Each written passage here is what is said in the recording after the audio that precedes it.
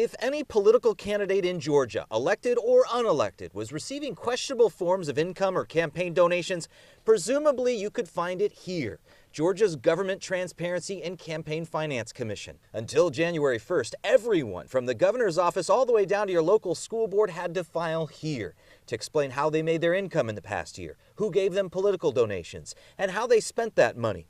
But a quick search of the agency's electronic database for local names painted a dire picture. Late submissions, thousands of dollars in fines, and if the site was to be believed, widespread evasion of campaign finance laws. 4 of 9 Chatham County commissioners with late fines or non-payment. 5 of 9 school board members. 8 out of 9 city council members. Do you know you owe them money? No. We took invoices to Savannah City Hall last week. Is this an actual invoice? That's an invoice. You can print it right on their website. We haven't got Good luck collecting. It became immediately clear that not everything we found online was what it seemed. This office was so dysfunctional, that I could not get through by calling, by emailing, and by writing. When I finally got through to them, it was determined that my PIN to enter my financial reports and all was actually registered to another elected official. If it all seems unbelievable, the site would tell you that even Chatham County District Attorney Meg Heap failed to file her income last year. Though we know how she made a living, a filed report would demonstrate that she had no financial conflicts of interest. But the agency's website says she has not filed that financial disclosure, even though it also says she paid a fine for submitting it late. We couldn't believe that anyone would know to pay a late fee, all while not knowing just what was late. To demonstrate, Heap showed us a screen capture of the system telling her that no action was needed.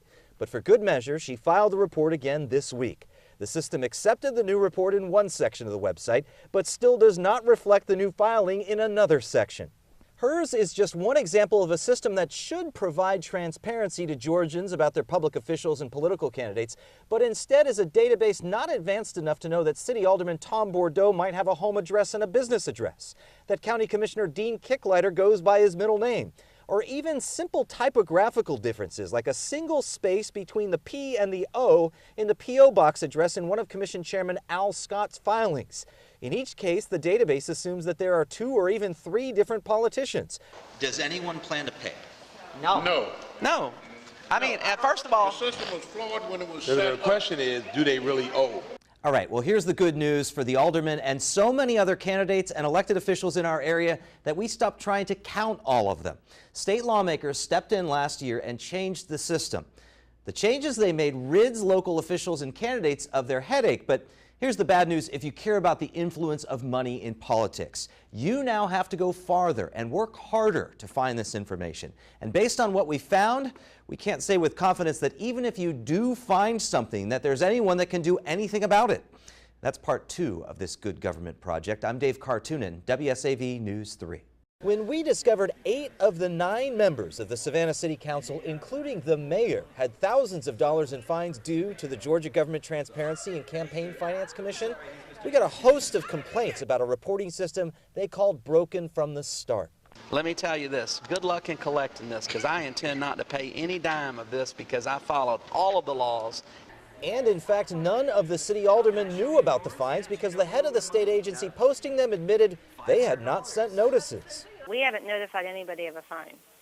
So you there's guys, been no certified notices sent in regards to later non-filed report. We found problems so widespread, it's no wonder the nonpartisan Georgia Municipal Association, the lobbying group who represents city councils at the Capitol in Atlanta, pushed for changes to the system.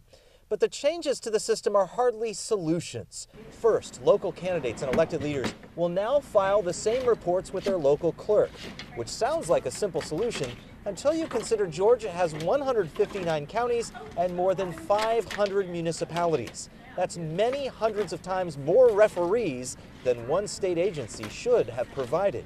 It just got a lot harder for them to figure that information. Well, not necessarily. We have a clerk of council.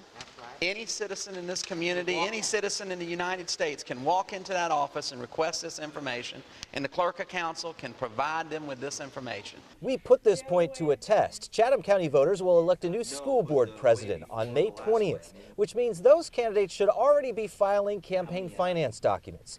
What we found at the Chatham County level was somewhat heartening. They've set up their own electronic database accessible online, though Chatham County taxpayers had to pay for this redundant system. And they are the only county in our area thus far to use the program.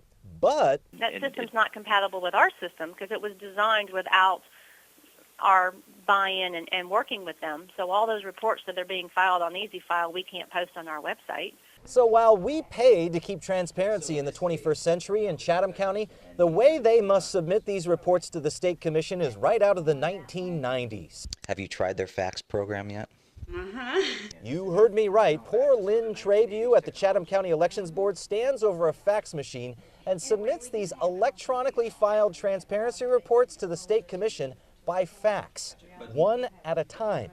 And weeks after the deadline, there's no sign of them on the state website. It was much more complicated than what we had originally at first blush thought it was going to be, taking an e-fax form and putting it on our website. We can just stick them on our website right now, but it won't be searchable, which doesn't do anybody any good. But perhaps worst of all, this state commission is effectively powerless to do anything about campaign finance or ethics violations by local candidates or office holders. Each local clerk or elections board, hundreds of them, will handle any fines from January 1st on.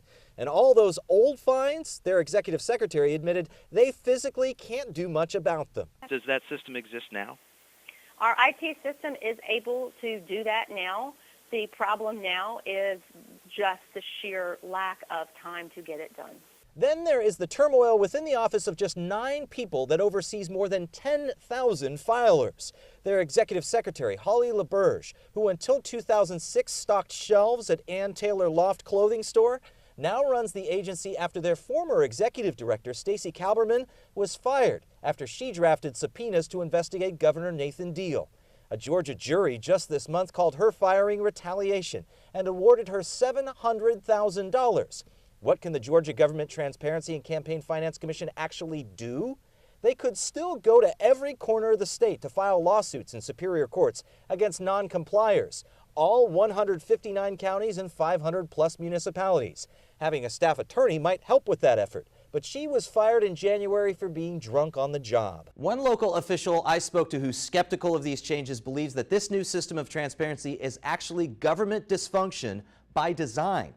It's a system that makes you go farther and work harder to follow the money to your local public officials. And there's little you can do about it even if you did find something. Is it dysfunctional? It depends upon your definition of dysfunctional, and I mean, I can't say yes it is or no it is not. I'm Dave Kartunen, WSAV News 3.